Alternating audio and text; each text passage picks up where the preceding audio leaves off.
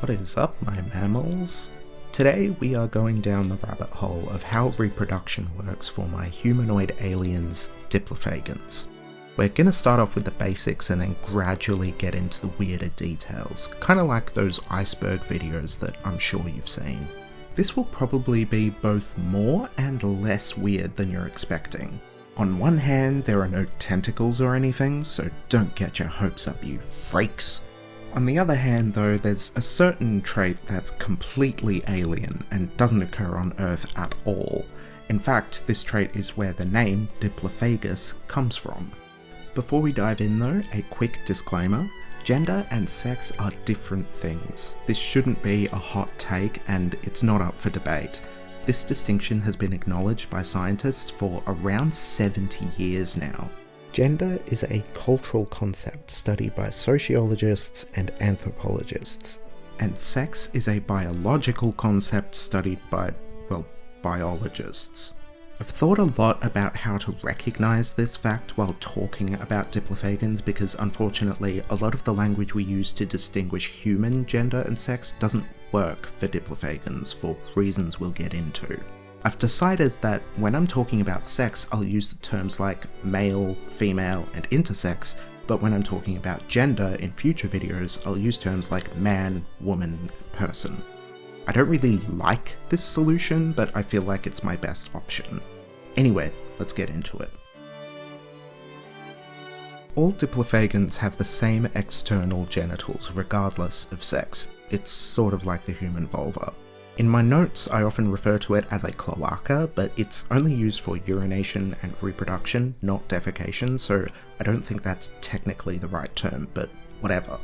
They copulate in what's sometimes called a cloacal kiss, which is common in birds and is apparently quite fast, which I guess is good to know. This isn't the norm among xenotetrapods though. In other xenotetrapods, males have a pair of penetrative organs called claspers, like sharks have.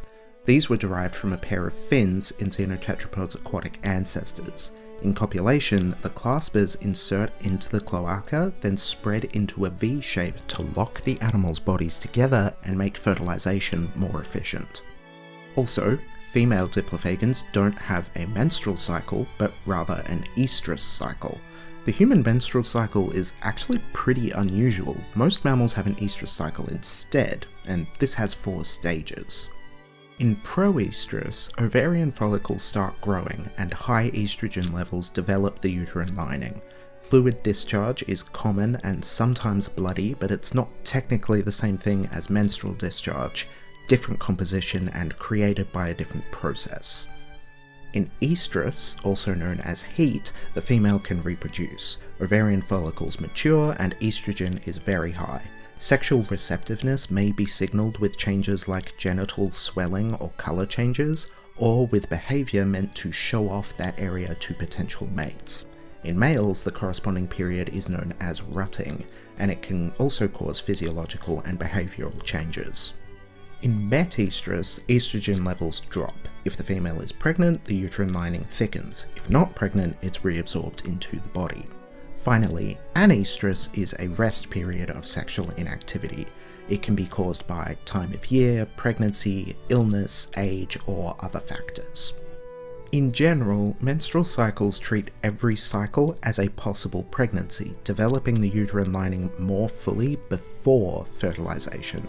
If there's no pregnancy, the thicker lining has to be broken down and shed through menstruation. But estrous cycles sort of hedge their bets. The uterine lining thickens after fertilization in the metestrous stage, so if there's no pregnancy, it's thin enough that it can just be reabsorbed.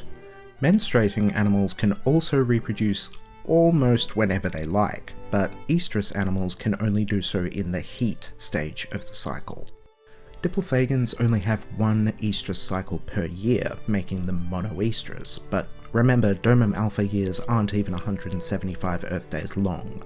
This means that, yes, Diplophagans have a yearly mating season. I'd guess that the exact timing of this depends on the local climate rather than being at a set point for the entire species. I'm really excited about the potential for culture building surrounding this period. Big boobs? What? The Diplophagan sexes have a lot of traits in common that the human sexes generally don't, but they also vary in big ways where humans are more alike. Male and female Diplophagans have roughly the same amount and placement of body hair, though of course this does vary between ethnic groups and individuals. It's focused in places where it protects from the sun, reduces friction between body parts, or creates a large surface area to make sweating a more efficient cooling method. The Diplophagan sexes also have the same range of height and weight, the same voice depth, and probably the same muscle mass too.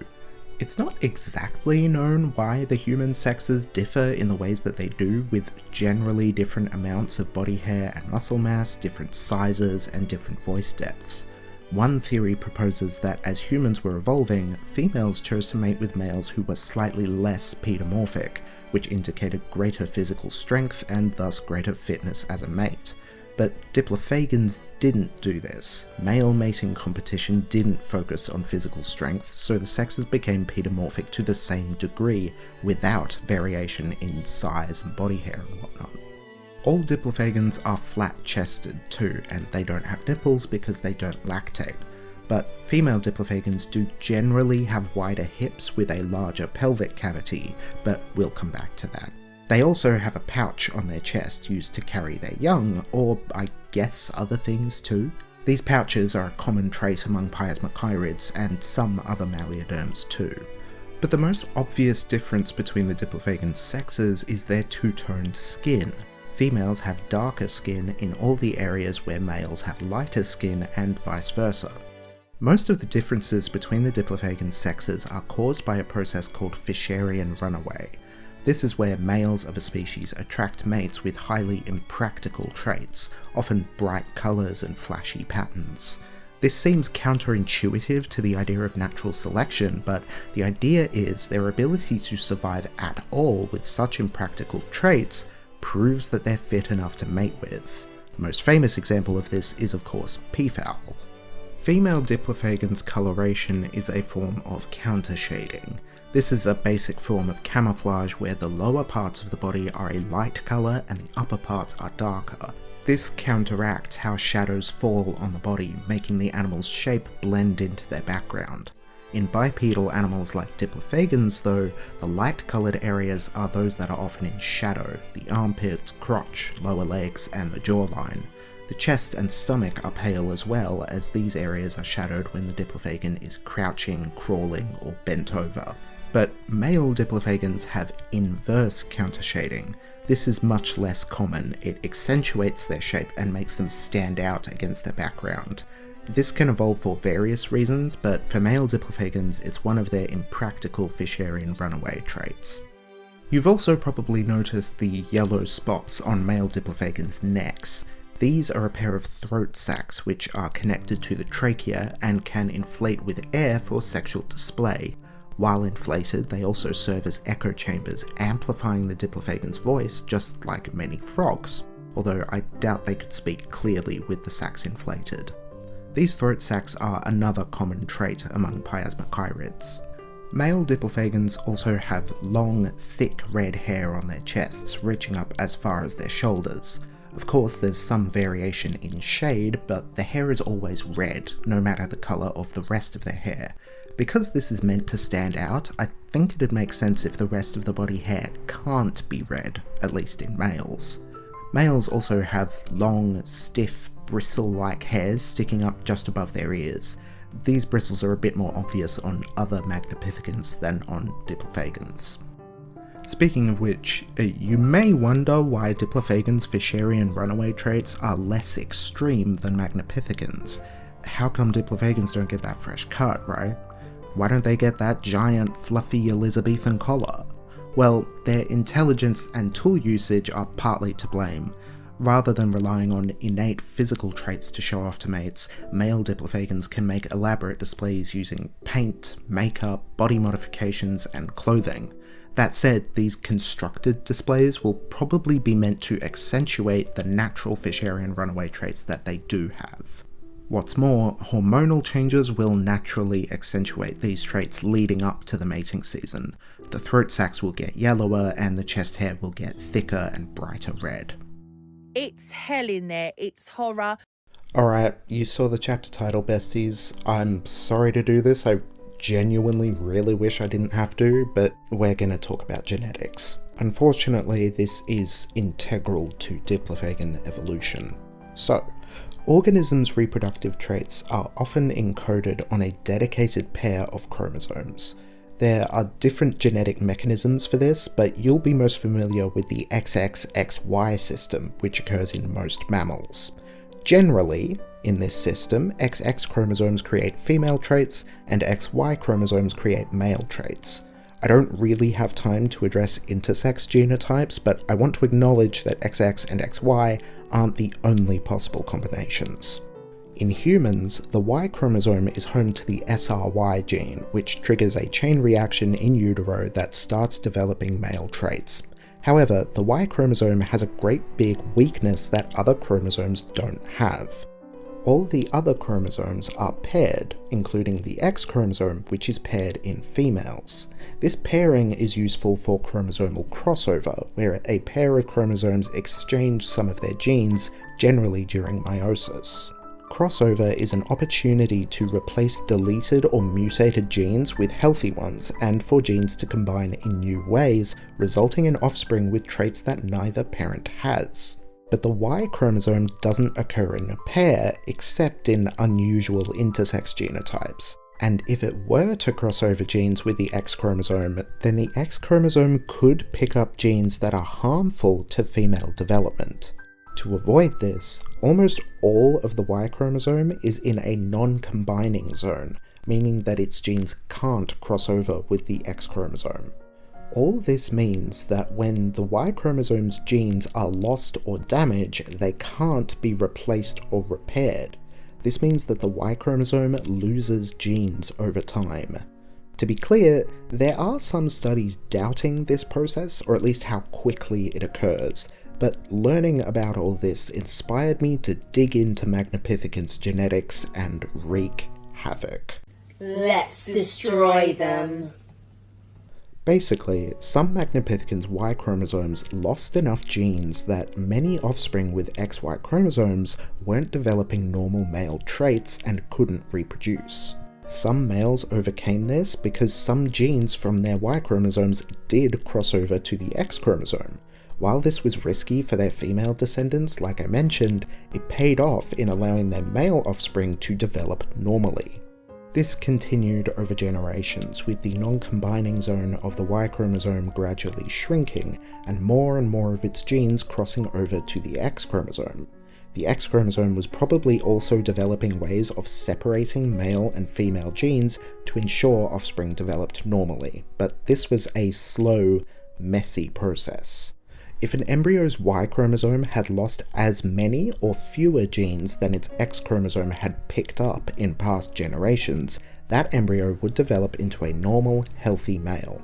But if its Y chromosome had lost more genes than its X chromosome had picked up, it didn't have all the genes needed to develop male traits, so it would develop as intersex and probably infertile.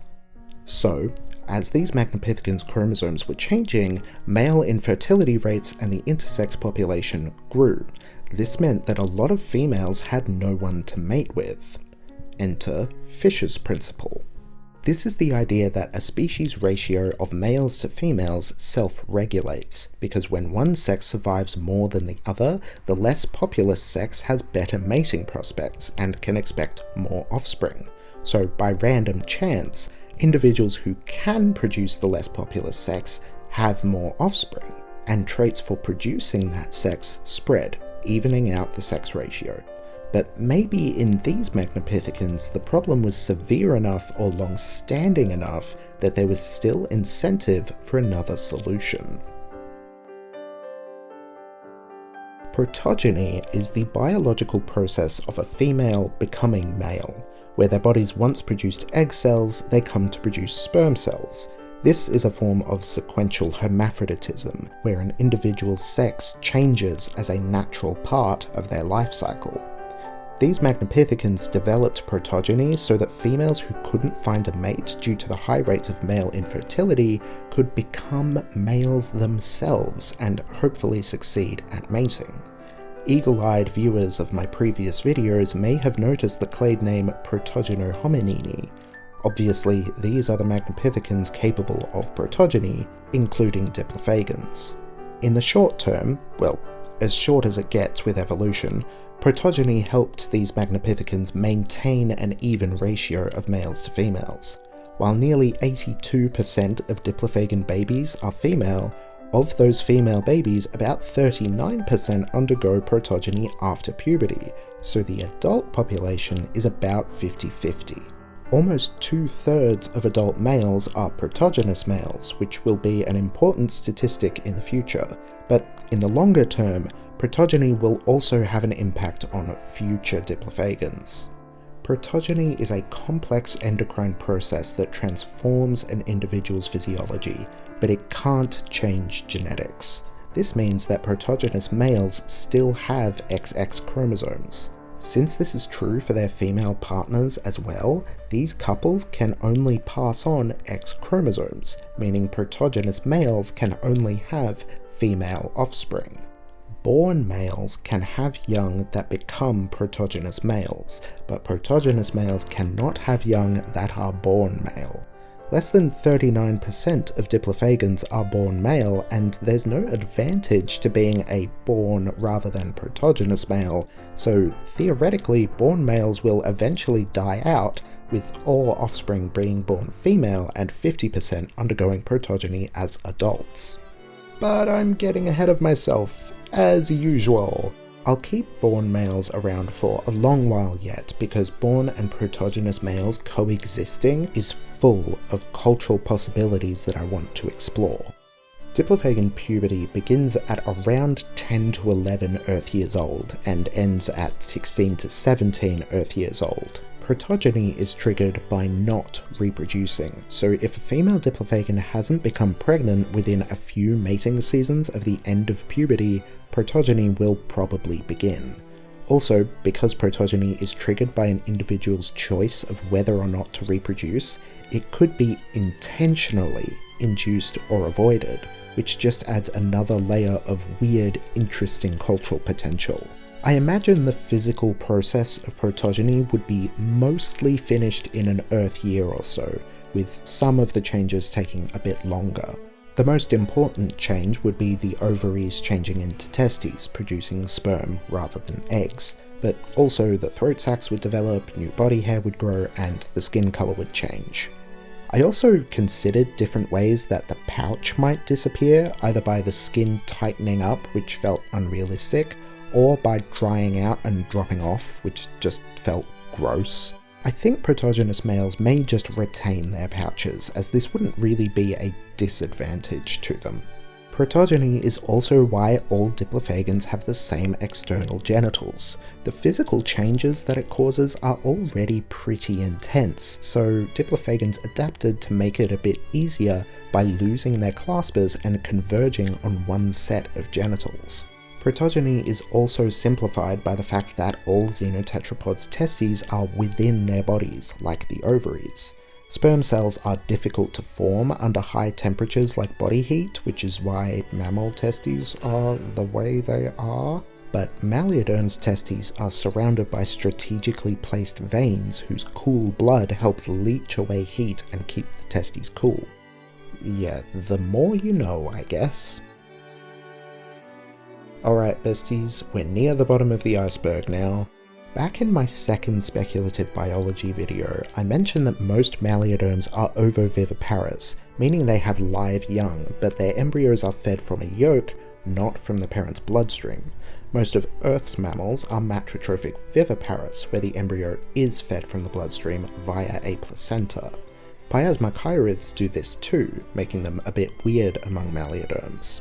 Well, okay, I tell a lie. Most Piasmachiorids are matrotrophic viviparous. Diplophagans bear offspring in a completely unique way, which I call diplotrophic ovoviviparity. They adapted this to solve an evolutionary problem which humans actually face ourselves. Human babies have giant heads, thanks to our huge brains. In order to make birth as easy as possible, human females generally have a larger pelvic cavity, and newborns have partly soft skulls. Our newborns are also very underdeveloped, generally toothless and incapable of lifting their heads, let alone walking. But longer pregnancies, not to mention birthing bigger babies, would be perilous for parent and child, and pregnancy and birth are already full of health risks. Diplophagan babies also have giant heads and huge brains, and Diplophagans adapted to cope with this by giving birth more prematurely so the baby was smaller. But premature birth is also very risky, so Diplophagans needed some way of having shorter pregnancies which are easier for the parent, while still allowing a lengthy prenatal development so that newborns are slightly less vulnerable. This was resolved by an adaptation of the amniotic sac. Towards the end of a Diplophagan pregnancy, the sac detaches from the uterus and starts thickening into a protective, leathery egg sac. Then after birth, the embryo remains in the sac and continues developing until it's ready to hatch. This allows prenatal development to continue for much longer than it does in humans, while still allowing quite an early birth, making gestation much shorter and easier for the parent. But the embryo still needs nutrition in the egg sac after it detaches from the uterus and the parent's bloodstream. Well, even matrotrophic viviparous species have a yolk sac that feeds the embryo in early development before the placenta has formed.